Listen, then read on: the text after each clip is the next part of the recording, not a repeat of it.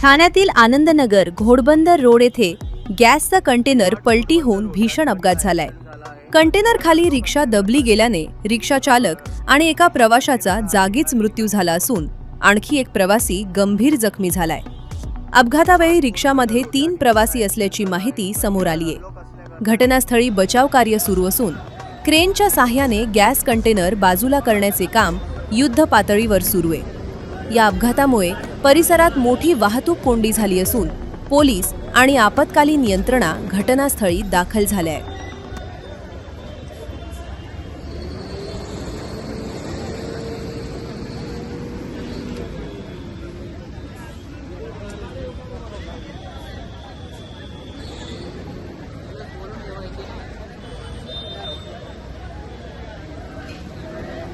अजून पण ॲम्ब्युलन्स आली नाहीये। 10-15 मिनिटं होऊन गेले आहेत। आता क्रेन आले पण अजून परत इकडे ॲम्ब्युलन्स नाही पोहोचली आहेत।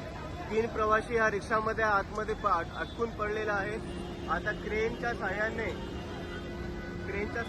हे कंटेनर ओपन करता येत आहेत, क्रेनच्या साहाय्याने, पण अजूनही इथे ॲम्ब्युलन्स नाहीये।